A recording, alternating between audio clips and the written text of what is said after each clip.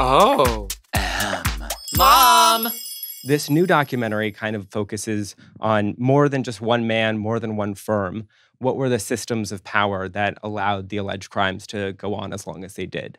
And so we, with the help of Matt and Harriet, team up and we look at client complaints to the State Bar of California dating back to the 1980s, go through hundreds of lawsuits against him, look at his relationship with people in LA and California and politicians, and I think really probe that question, how was he able to, if the allegations are true, hide in plain sight as long as he did? Jake, you had me at probe.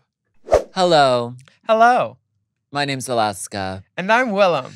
And we want to welcome you to our very special investigative journalist tip spot. We are here with Matt Hamilton, Jake Lefferman, and Knez Walker, who all worked on the new Hulu documentary from ABC News Studio and LA Times Studio. The Housewife and the Hustler 2. The Reckoning. It's a new investigation into the accused greed, lies, and secrets of disgraced ex-attorney Tom Giardi and, of course, Erika Jayne. The 90-minute documentary features exclusive footage of Tom Girardi's estranged wife and Real Housewives of Beverly Hills star Erika Jayne, meeting with fraud victims and explosive interviews with Jayne's former costume designers, Girardi's former clients, foes, and friends. This is a follow-up to ABC News' wildly popular The Housewife and the Hustler from 2021, and the documentary just came out this week on Hulu, and it's really good. We are so excited to jump into this conversation because it's juicy and scandalous. Hi, how's it going? It's going well. Great. Great, thank you for having us. Yeah, thank you. Oh my gosh, yes, we do look great. Thank you. Stop. We're just journalists, doing what journalists do. The Housewife and the Hustler Part 2, The Reckoning, has everything you could want. There's criminal intrigue. There's entertainment, blonde hair. It's got it all. And I think it's very in line with the type of work we're trying to do at ABC News Studios, which really taps into the cultural zeitgeist. What are the stories people are talking about? How we can add to that through our backgrounds in journalism. And add investigation to it. Yeah. It is, again, where places collide, this is where investigation and pop culture come together and create a story. Mm-hmm. Yeah, because there's a lot of bullshit on TV. So we have to cut through And podcasts. and get real reporting and, get true, factual, verified information out there. Well, that's what we do. We don't work on conjecture or rumor here ever. We're investigatory pundits. And we love teaming up with the LA Times. This is our second piece we did with them. We did the Randall scandal as well. And it's great. I mean, it's these two awesome groups of journalists coming together and doing what I think we each do best, doing it together. It's been great. Yeah, very complimentary. So how did you all get involved in this story in particular? Oh, gosh. Because it goes back years now at this point. 2020? Years. Yes. So Erika Giardi filed for divorce from Tom on Election Day in 2020. So that kind of kicked off a lot of my interest in what happened to Tom. Why was Erika leaving at that point in time? Because the whole premise of their relationship on the show is he's a rich lawyer, she's the wife of a rich lawyer. So I was very interested with my colleague, why would she leave now of all days? So Mother Hubbard, the cover was bare. And so what, you just looked into it and you were like, whoa. yeah, I mean, we started looking at the court system, what was going on with Tom's life. So we looked up the divorce file and there wasn't a lot of detail there yet. But we realized there were all these lawsuits that had been filed against Tom that no one had really written about.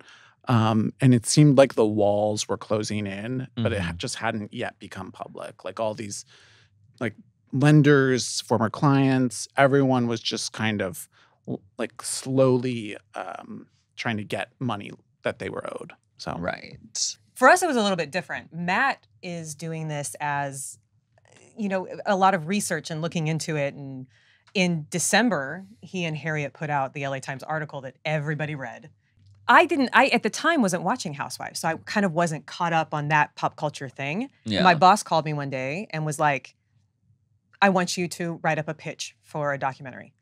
I was like, that sounds great. And he's like, so there's this housewife. And I was like, oh, I don't Not watch the Housewives. Housewives. Like, what am I supposed to do with that? And he was like, no. Go read this article and call me right back. And I read the article and I called back and I was like, you have got to be kidding me. Like, it's a much bigger story than it looks like when you're just saying, oh, there's a housewife and her husband. Because Right. it goes so much deeper than that. It's Iceberg, baby. Yeah. Yeah. Just a tiny tip to like a huge, huge problems. We So like that- big tips. Yeah. And back in 2021, when we did the first documentary, I think a lot was unfolding in real time. We were just following the news as it came out. And I think the audience and we all had a lot of questions. So we knew we wanted to keep reporting, keep looking into this. And with Erika meeting with the victims and everything that was happening with Tom in court last year, we felt like it was time to revisit the story. Because the first one came out and it really was just like, hey, you've heard that this thing is happening, but there were no charges. The bankruptcies had just started. He had not been like put in a conservatorship. Nothing was really going on other than like everybody heard there was a scandal. And we were able to get in touch with a lot of the people who we now know have either filed claims in the bankruptcy, say that he stole their money. A lot of the victims have been very like upfront about coming to us and saying, yes, it's important that we tell our stories. So how did y'all know each other? You worked together before? I know that there have been several journalistic endeavors from each of the parties here.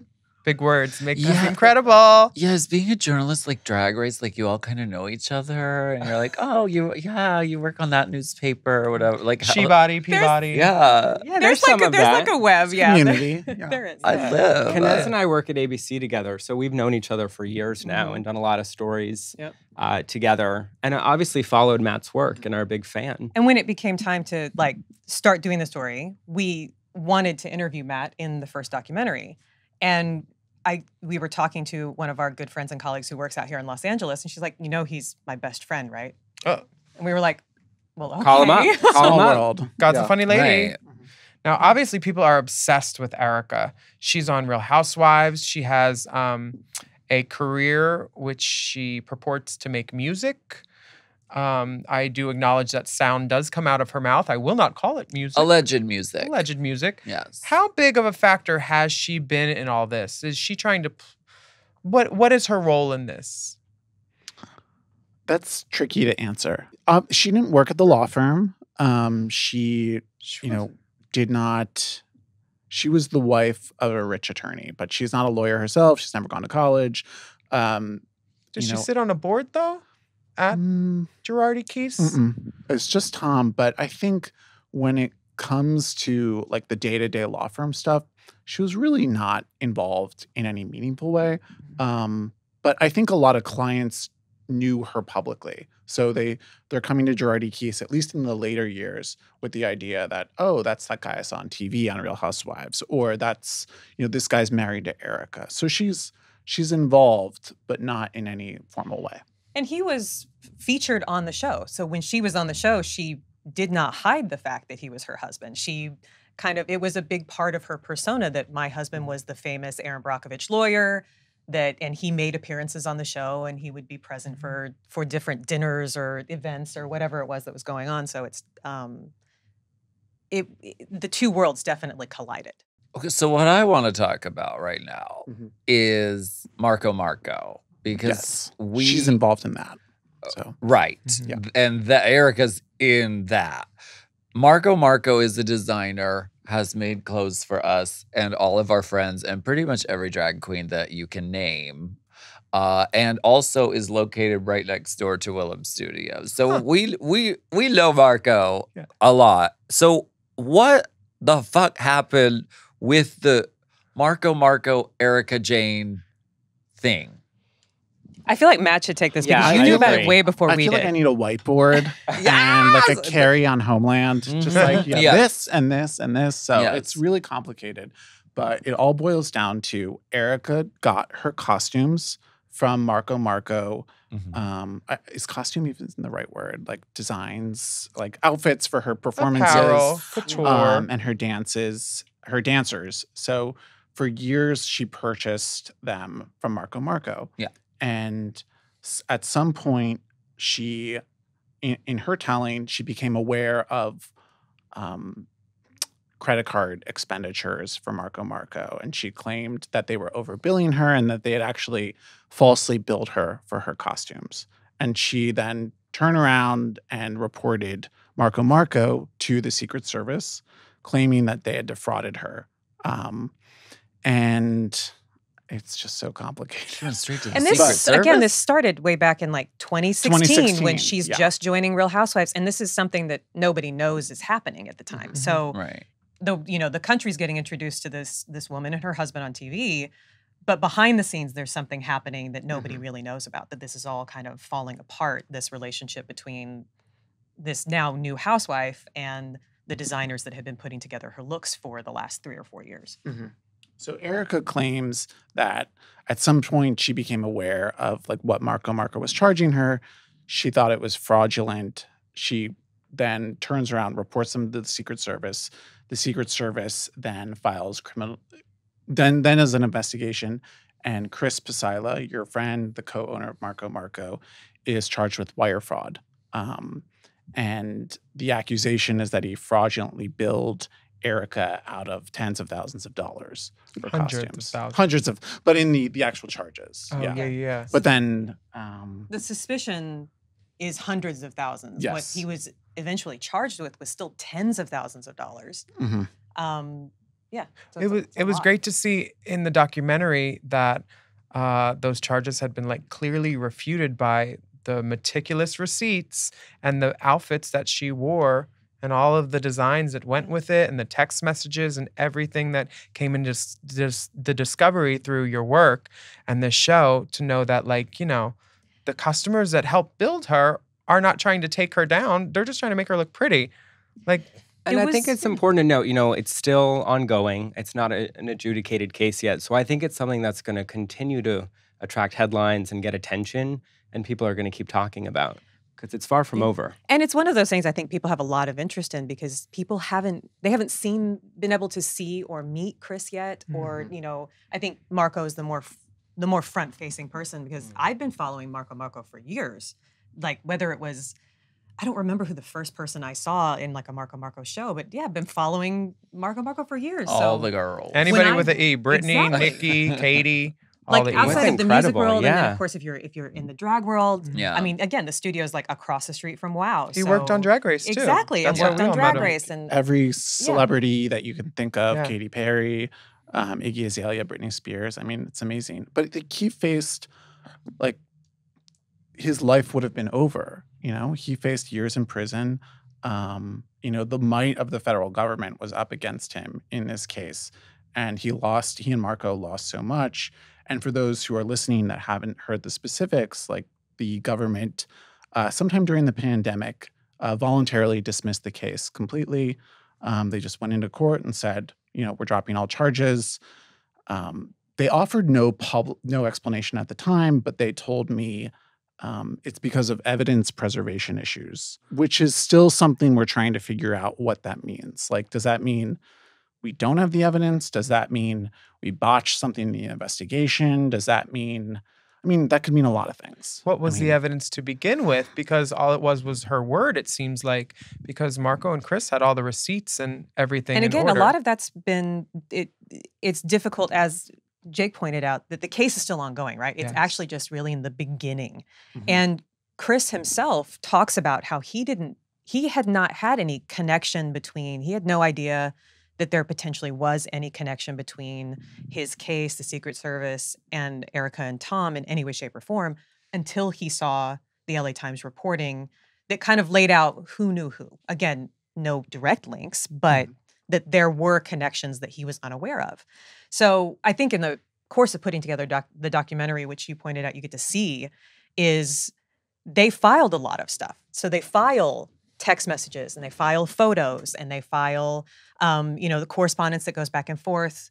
And they've, on the Marco side, put out every transaction that they say happened over the course of those 3.5 years that they were working together, which in the paperwork, Chris and his team are saying, like, this proves that we can account for everything that we charged and everything that we made, et cetera, et cetera. The other thing was, though, is that Erika's team did sit down for interviews for this, which is not something that we always get. And Jake actually went to that, and they say that they have counter arguments. So watching this all happen kind of in real time has been kind of wild too. Yeah. I mean, when we talk about the Giardi case, we're talking about, in general terms, like corruption. We're talking about how rich people are able to exert influence on our government. And often it's the little guy who gets crushed. And we see that in the bankruptcy case. We've seen it with, all these people who, trusted Tom as their lawyer and didn't get their full settlement. They were swindled out of money they're owed. And then the Chris Pasila case is just very different, but you see the same themes. And it's clear, like, the person who was running the Secret Service office in LA at the time, Rob Savage, he was a friend of Tom's. I had all these photos of Tom Girardi parties over the years, and I remembered when I saw Rob Savage's photo on Google, I'm like, wait, I've seen that guy at parties. Like, I'm not at the parties. That's what I say about Alaska. I've seen that guy. I'm thinking, like, what? It just was very striking to just dig deeper and find this connection between Erika, Tom, Secret Service, and then you see Chris, who, was facing so much time in prison and was not told of any of these connections between the law enforcement that's supposed to be that claimed to investigate him, and the supposed victim in the case. Mm-hmm. So, and again, in the legal documents, because you did sit down with her team, they maintain that she did that on her own. She never talked to her husband. That whether that connection was there or not, she didn't actually use it. So like I said, with everything being so ongoing, we spent a lot of time in legal documents and stuff like that. And the fact that they all are filing so much means there's a ton to dig through. Erika was involved in a Secret Service investigated case years ago. Like, her cosmetologist, I believe, was accused of credit card fraud. And the Secret Service had investigated that. So in her account, she had gone to the Secret Service because, they had handled a credit card fraud case for me before. So why is the Secret Service? And isn't that the president's? We had that question too. Bodyguards? We get that question a lot from people, and it's that technically the Secret Service also works under the Treasury Department, so they do help investigate financial crime. Okay. We talked to a former Emily D. Baker, who's a big podcaster. Oh, Emily! Hey, Emily! She helped break it down for us in the sense that when the Secret Service gets involved, it's usually because it's a fairly big, very, very sizable case. It's something that rises above, like, the county. It's going to go to the federal level, and it's usually pretty big. She did tell us that she was pretty surprised when she saw the numbers and the details on this case, because all she does is dive into legal documents. That for her, having worked in Los Angeles, that she felt like it was one of those cases they would have kicked down to a lower level. So she said there was it was a lot of intrigue in looking into why this case went the way that it did. So the Secret Service does investigate financial crime, but she was a little surprised that it was this financial crime. The interesting part I found about Erika saying she did this on her own without her husband knowing, seeking the refund from Amex and digging into Chris and Marco and those accusations, was she also says on the show, her paychecks go straight to Tom. She signs them over. And then for Tom to be in the dark about all of this when she claims to give all of her money to him, it seems like conflicting statements. And she has said before publicly, I take shit off the runway, my money origami, I'm hot couture. I've changed the game, now say my name. Is that from the Bible? It's from It's Expensive to Be Me. Oh, yeah. It's from a Bible, not the Bible. Yeah, so it's I understand how people can be confused at the depths of all the details of these cases, because that makes no sense at all. Who would do origami with money? Well, and also, I mean, her account is that she actually didn't have access to her credit card information at all, and only later was she able to get access. Like, that's why she didn't see the transaction. So yeah, I mean, there's a lot we still don't know. So malicious prosecution is like an 18-point Scrabble word, which I would love to hear more about. It's if you say somebody did something bad just because the process of them having to deal with the fact that you're accusing them of that will fuck them up, right? Is that what that is? It's essentially that it would have been based on a Just a lie bit. in the first place. Yeah. Right. Yeah. That in order to go after him, that they knew that it was all not true.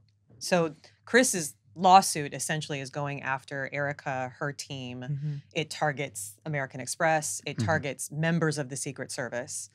American Express is in it because they refunded Tom and Erika like over $780,000. So the full, almost all the transactions from Marco over the years were refunded, even though like if you watch Real Housewives, you see like there was a legitimate customer business relationship there. So, but they got all the money refunded basically. And the funny thing about Amex refunding all that money is they didn't take merchant services away from the Marco. No. They still allowed them to use their cards. To this day. They didn't call them. They're still in good standing with Amex, which seems like if you were about to bilk someone out of $1 million, you'd be like, no, you can't use our card anymore.